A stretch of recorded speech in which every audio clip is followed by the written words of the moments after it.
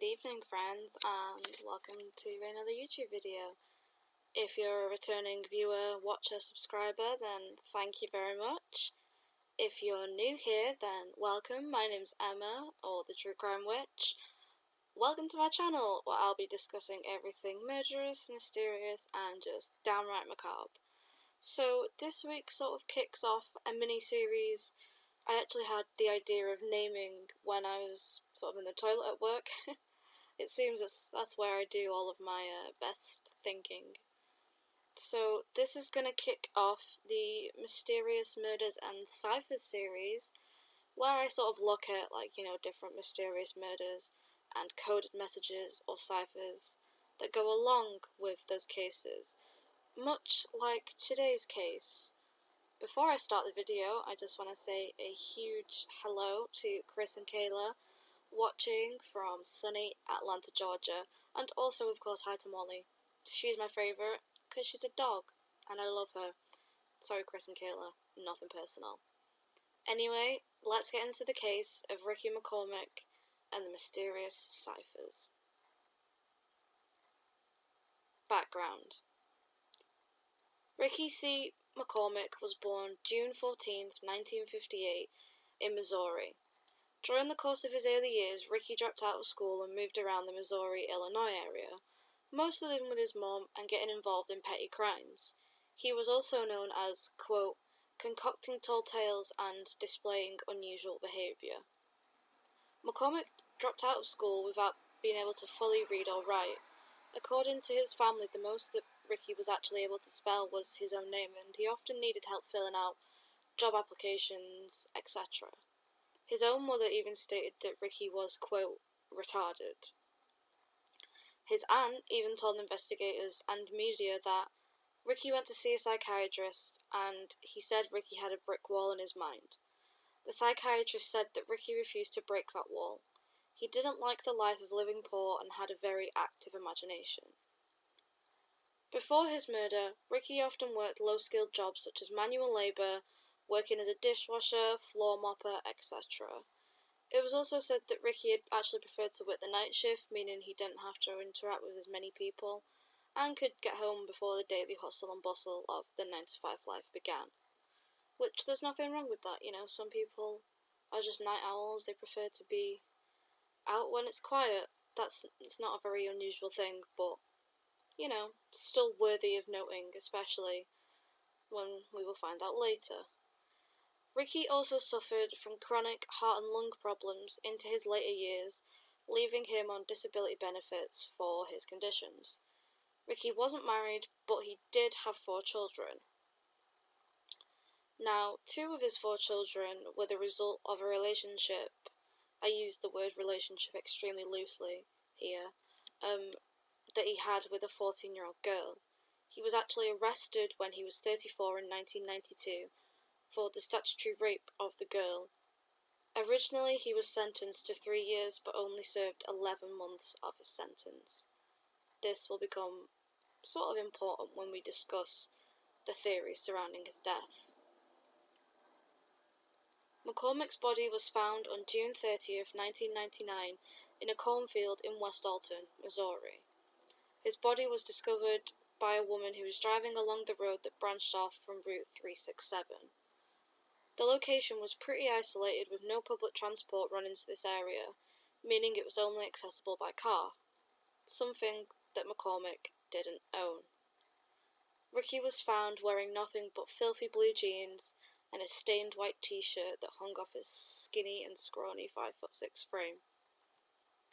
Medical examiners concluded that he had only died 3 days before being found, so estimated on the 27th of June 1999.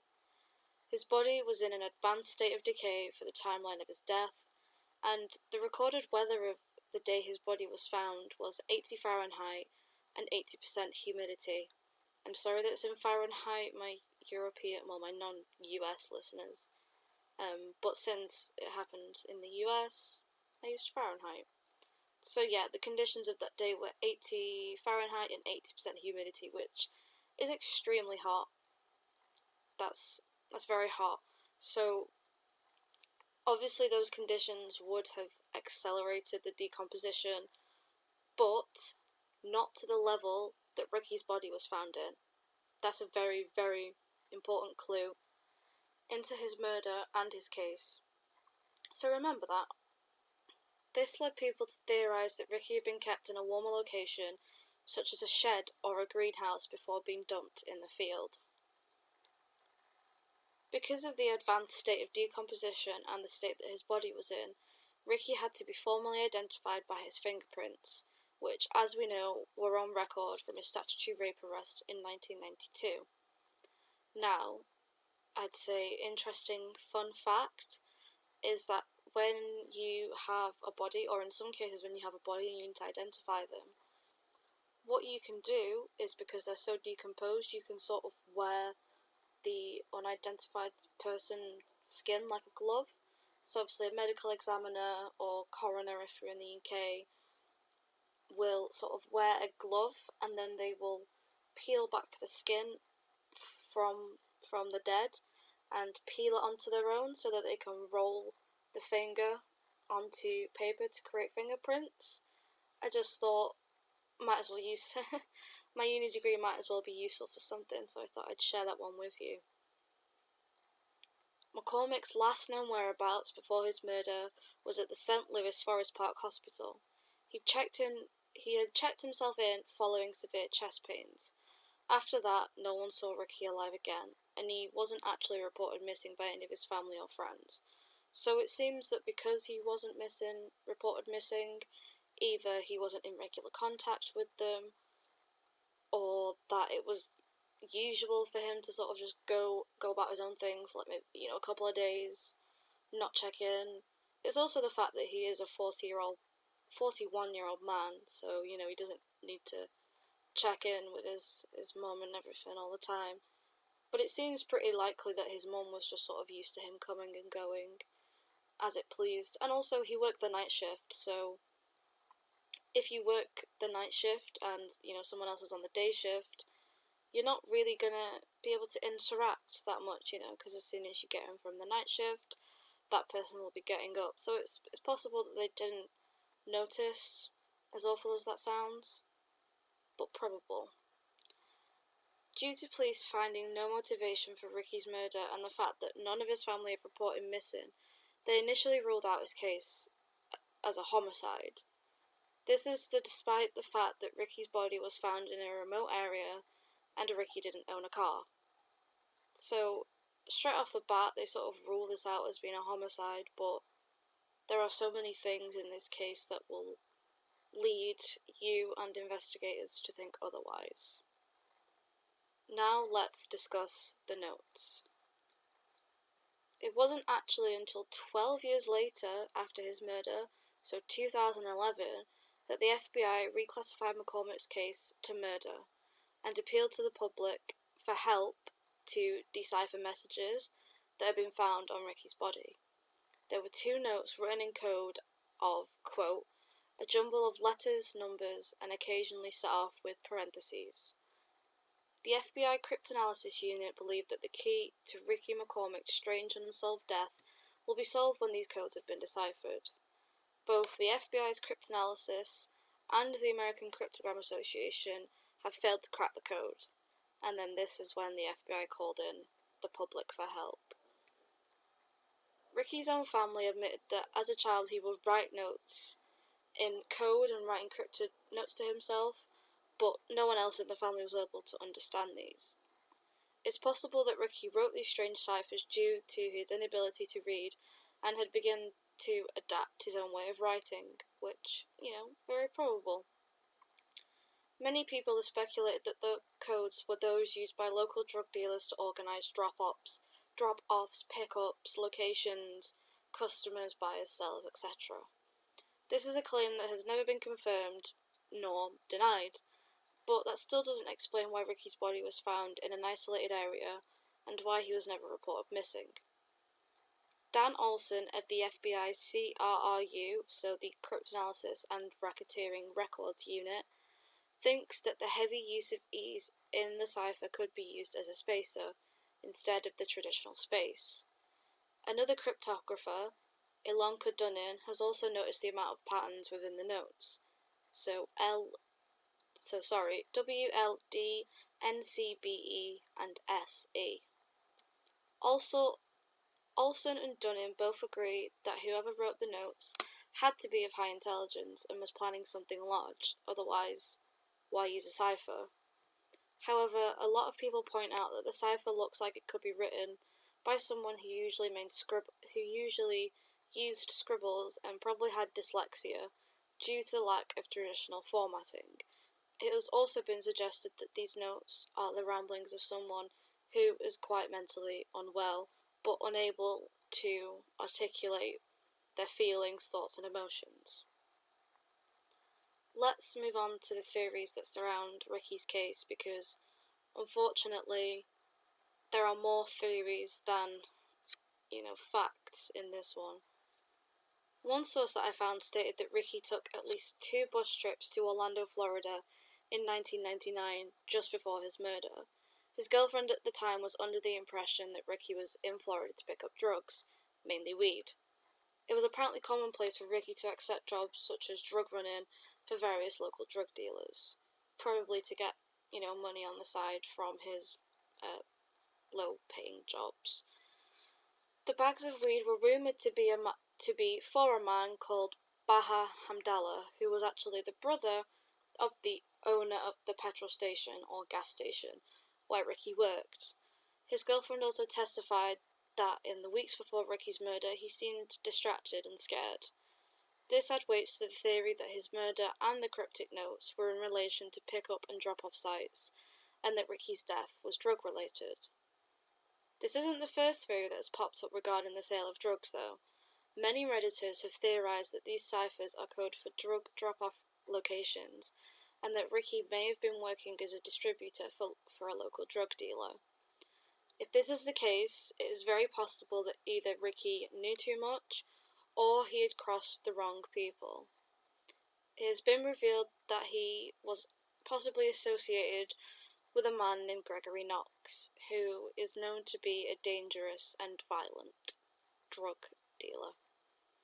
Had McCormick simply angered the wrong people, and was he murdered as a result? The area of land just off Route 367 was known to be a popular dumping ground for bodies both before and after Ricky's body was found. The area serves as a perfect dumping ground due to it being almost completely isolated and only accessible via car. Another theory that I want to talk about is a theory that surfaced on Reddit by user DAATS, so that's DAATS_end. He recounts that the cipher notes could be Ricky's own way of writing down the information that the doctors gave him whilst he was at the hospital, or that it could be a form of, quote, ghetto shorthand. The user goes on to say that the notes should actually be read phonetically, when you bear in mind that Ricky was extremely dyslexic and even, quote, retarded by his mum's account. The user also suggests to bear in mind that the notes could be nothing more than the ramblings of a homeless, paranoid schizophrenic who knew he was being hunted by his drug-dealing boss. Another theory that sort of links in with the others, sort of not, it sort of especially links with those that suggest that Ricky was very ill and that his notes were nothing more than ramblings. This theory was suggested by Rabid Electronics, who was also from Reddit, which, in cases where we don't have too much information, is a great source of theories, speculation, and side research. So thank you, Reddit, and I found this information on the r/unsolved mysteries subreddit, which, if you haven't checked that out, if you're not on Reddit, get yourself on Reddit. Don't even wait, do it now. Pause the video, do it, because I promise you, you will fall down a rabbit hole of so many cases, and you will come across so many users who are just so dedicated and amazing at the depth of research that they put in. It is incredible, and the people who work and run on these subreddits and web sleuth websites deserve more recognition than they get. Anyway, back to the theory that Rapid Electronics gave. The user put forward the theory that the notes were actually being used to track McCormick's medications and symptoms, which is actually common for sufferers of bipolar and other serious mental illnesses. Here's what they had to say. Start with the obvious, which is to check the key at the end. The time key is at the bottom of page 2, which was written first and has a log of medications. Apparently this is critical for people with bipolar to get their meds exactly right, which takes years of variation and must be coded, since doctors require that bipolar people stay closeted due to publicity regarding violent crimes. I personally don't subscribe to that theory that doctors tell people to stay closeted that they have bipolar or other serious mental illness. There is definitely still a huge stigma, and I can sort of understand what they're saying is that doctors might ask you to covertly write things down, but I think the phrasing of that sentence sort of seems a bit off. But I think you can understand the general gist of what Rapid Electronics is trying to say. Weekday triggers indicate a work trigger. Month patterns indicate seasonal disorder, usually starting in the fourth quarter, as indicated. Years indicate home environment. Times of day for meds indicate sleepiness or a need for stimulant in the morning, which is common in early years. I believe that the common in early years is reference to people who first have their diagnosis or are possibly undiagnosed. This is some symptoms that they might encounter. Bottom of page 2. DWMYMDL equals day, weekday, month, year, morning, day, or late night. These are time designations that are critical to get your medications right with bipolar and are coded for privacy. That makes sense.